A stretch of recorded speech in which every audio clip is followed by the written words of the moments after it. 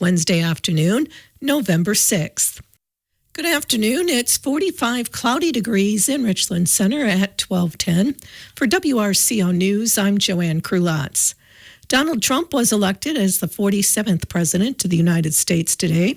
He won the key state of Wisconsin this morning, defeating Vice President Kamala Harris in a critical battleground. The win delivers 10 electoral college votes to Trump. He narrowly won Wisconsin in 2016, becoming the first Republican since Ronald Reagan to capture the state. He lost it in 2020 to Democrat Joe Biden. Both Harris and Trump made Wisconsin a central focus of their campaigns. In 2020, Trump attempted to overturn his loss in the state through lawsuits and recounts, but failed. The Associated Press declared Trump the winner at 4:34 this morning. Trump is the first person convicted of a felony to win the White House and the first former president to regain power since 1892. The victory marks an extraordinary comeback for a former president who refused to accept defeat 4 years ago, faced dozens of felony charges, and survived 2 assassination attempts. He will be joined in the new administration by his vice president, Ohio Senator J.D. Vance. At 40, Vance will become the highest-ranking member of the millennial generation in government. Unofficial results show about 73% of Wisconsin's voting-age population cast ballots in the 2024 presidential race, with the raw number of voters topping out at the highest in state history. Nearly 3.4 million people in Wisconsin cast ballots in the presidential race won by President-elect Donald Trump Wednesday.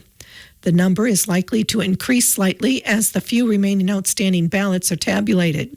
Just over 3.3 million voted for president in the 2020 election. The turnout percentage in Wisconsin is just below that seen in 2020. Wisconsin has a voting age population of just under 4.7 million people. With Election Day in the rearview mirror, residents of Wisconsin's 3rd Congressional District have voted to retain Congressman Derek Van Orden. Civic Media's James Kelly reports. The race for the 3rd Congressional District was by far the closest race of any Wisconsin district, with Van Orden earning about 51.5% of the vote over Democratic challenger Rebecca Cook's 48.5%. In total, over 400,000 votes were cast in the election, with Van Orden winning every county in the district except Eau Claire, La Crosse, and Portage. Van Orden's win was nearly identical to his win in 2022, with about 80,000 more voters casting ballots. His campaign mainly focused on inflation and immigration, issues that were widely considered as 2 of the top concerns for voters across the country. Rebecca Cook's campaign emphasized similar economic issues, as well as expanding access to health care and targeting corporate price gouging. Cook also placed a heavy emphasis on connecting with voters in their home communities and energizing college students to get themselves and their friends to the polls. Because the margin of victory was so tight, the race was not called until late Wednesday morning. It was the last congressional race in the state to be called, with no other races finishing with a single-digit difference. In the 2022 election, Van Orden flipped the district to Republican control for the first time since the 1996 election. Former Congressman Ron Kind had held the seat for the Democratic Party from 1997 until he retired in 2023. In the early hours of Wednesday morning, Van Orden declared victory on X, formerly known as Twitter.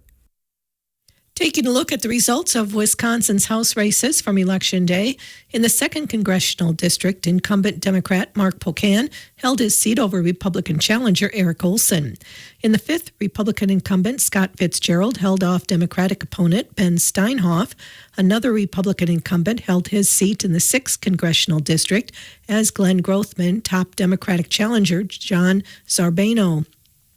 In the open 8th race, Republican Tony Weed defeated Democrat Kristen Lyerly.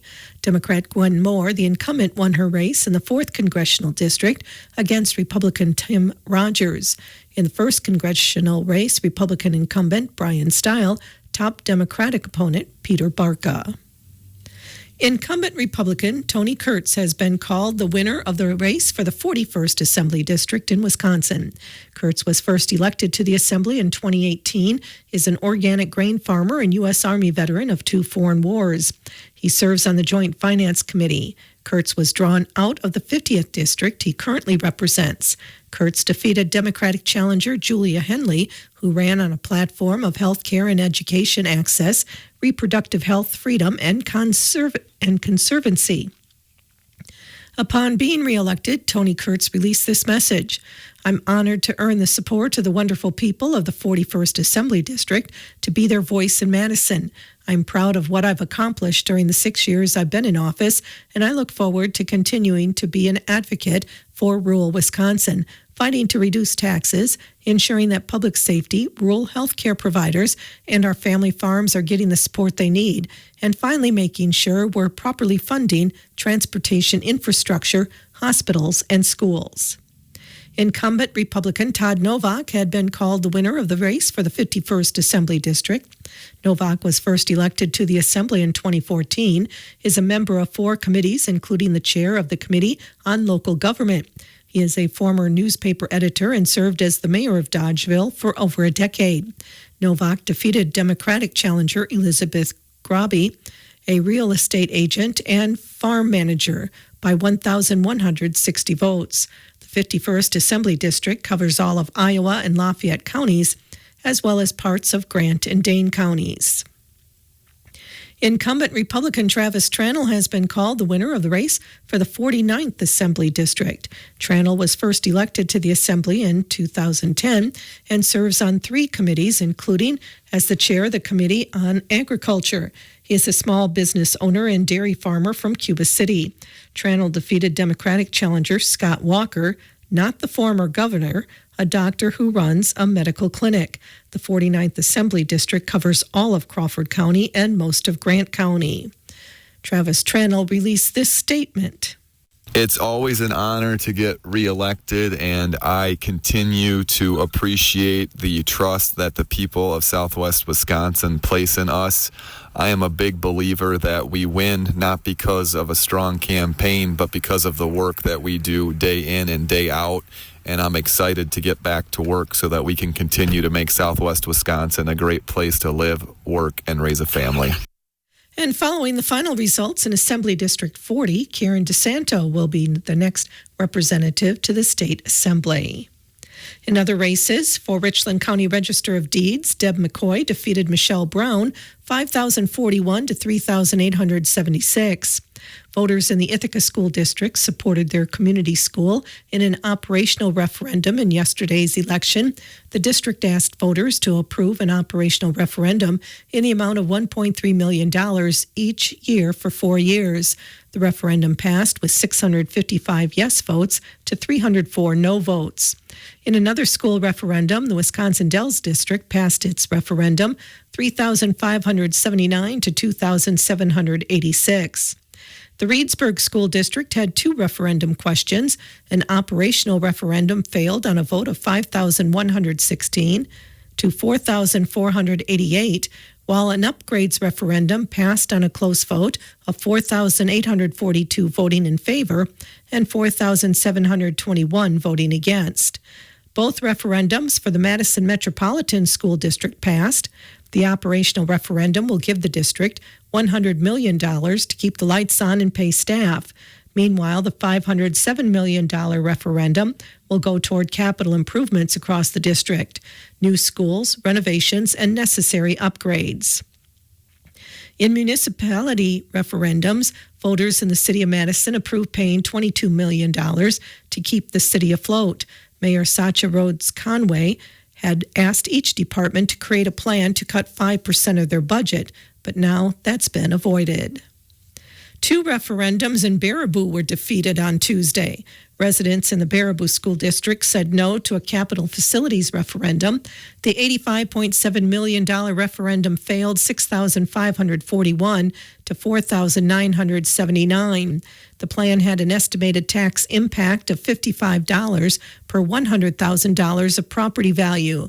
The project would have repaired and replaced aging mechanical systems, electrical equipment, and other major building systems, made room for the district's new full-day 4-year-old kindergarten programming, added classroom and common space at Al Berman East and Gordon L. Wilson elementary schools, plus renovate existing spaces and enhance safety and security by improving traffic flow. The city of Baraboo also had a referendum question on yesterday's ballot. The referendum, which was seeking $2 million increase in tax levy to maintain its current level of service, failed 4,628 to 1,958. City of Baraboo Mayor Rob Nelson issued the following statement today. Yesterday, Baraboo residents voted to reject an operational referendum that would have enabled the city to maintain its current level of service in the face of rising operational cost and fund additional staff to meet the needs of our growing community. As a result, the City Council will need to make difficult decisions about how to address continually rising costs to provide services with the needs of our growing population.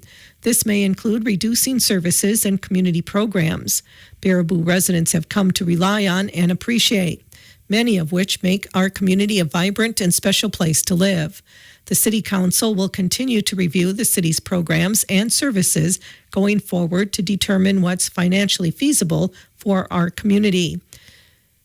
He goes on to say, we encourage residents to attend the city's Common Council meeting on November 12th for a public hearing and discussion on the 2025 budget.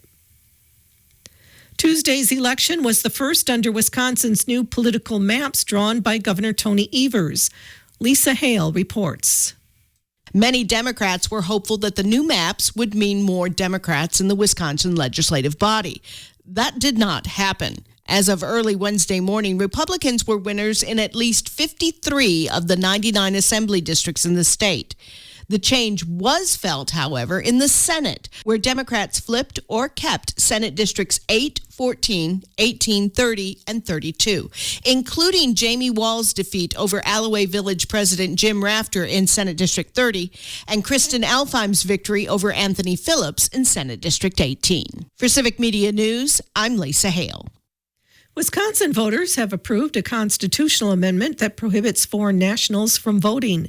The amendment passed Tuesday revises part of Wisconsin's constitution that allows every U.S. citizen who is at least 18 to vote. It will say instead that only U.S. citizens can cast ballots in federal, state, and local elections in the state. Republicans across the country have been pushing voters to adopt constitutional amendments that explicitly prohibit non-U.S. citizens from voting. The move was spurred by the District of Columbia and municipalities in California, Maryland, and Vermont, allowing non-citizens to vote in local elections. Wisconsin was among several battleground states targeted by bomb threats on Election Day. That's according to the FBI. Civic Media's Stuart J. Waddles reports. The threats, which appeared to originate from Russian email accounts, also impacted Pennsylvania and other states. Despite the threats, the Wisconsin Election Commission declared them not to be credible, and all polling places in the state did remain open. When using computers and mobile devices, it is great to have some type of support when something is wrong. Scammers are aware of this and try different methods to obtain personal information by pretending to be tech support. Michelle Reinen is with the Wisconsin Department of Agriculture, Trade, and Consumer Protection.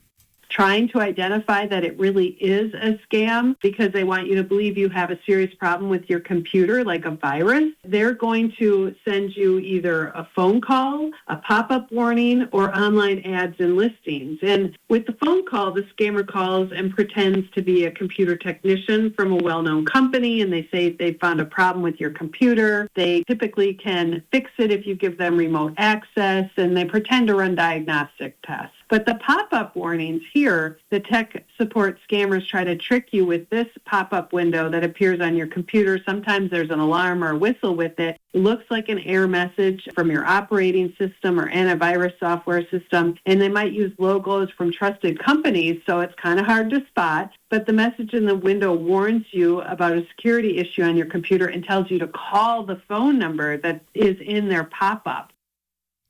While phone calls and pop-ups are commonly used methods to get personal information, tech support scammers will also make other attempts to obtain your info. Some even ask you to make a video call to them, and again, they're going to want remote access and payment so they can, quote, fix the problem. And then online ads and listings, here they pose as tech support scammers trying to get their website to show up in the online search results for tech support, and they might run their own ads online. The scammers are hoping that you'll call them instead of a legitimate company, so this just goes to the importance of really verifying who you're working with when you really do have a tech problem, and that's where it becomes so important to talk to friends and family members and work with those you know and trust when it comes to tech support issues with your computer. If an account or computer device has been compromised, there are legitimate phone calls that are made to warn about the issues. Michelle Reinen recommends being cautious to make sure it is an actual support person. If there has been a data compromise and there are ways that the tech support can know or that you can be contacted, but you need protocols in place to verify that that is legitimate and you don't just start handing over information and data. So it's so important that you follow procedures within a small business or company and verify, and you as a consumer make that phone call to verify using your known source information instead of just trusting who's on the other end of the line. I mean, I hate to have to say that, but these scammers compile so much data and are so good at impersonating others that we need to be sure that we are verifying before we hand over information. If you are a victim of or suspect a tech support scam, you can contact DATCAP's Consumer Protection Hotline by phone at 1-800-422-7128 or by email at datcphotline@wi.gov. The American Red Cross is highlighting the ongoing need for blood and platelet donors as festive schedules ramp up this fall. Eligible individuals, especially those with type O blood and those giving platelets, are encouraged to make a donation just ahead of the holiday season. Blood supply momentum must remain steady as the Red Cross has worked this month to recover blood products uncollected due to recent hurricanes. Any disruption in the ability to collect blood can lead to an impact on routine and life-saving medical care. A blood drive is being held today until 4 o'clock at Wyoming Valley School in Spring Green. The seasons may change, but the need for blood donors stays the same. Give blood or platelets and make a big difference in someone's life by visiting redcrossblood.org, calling 1-800-RED-CROSS, or by using the Red Cross Blood Donor app. The Ithaca FFA is hosting a community blood drive today until 2:15 at the Ithaca Community Gym. Call 866-MIBLOOD or Melissa Sprecher at 608-585-2311, extension 310, or go to versiti.org to make an appointment. Wisconsin's 9-day gun deer season is right around the corner, and there's a few things to know if you're heading out this year. Department of Natural Resources Deer Program Specialist Jeff Pritzel says a mild winter last year bodes well for deer activity this year. Pritzel says the season is the latest it could be under state law, so deer movement during daylight hours is reducing as we get further away from early November. The 9-day gun deer season runs from Saturday, November 23rd to Sunday, December 1st. Today's winner in the Ithaca Football Boosters calendar raffle is Becca Keller.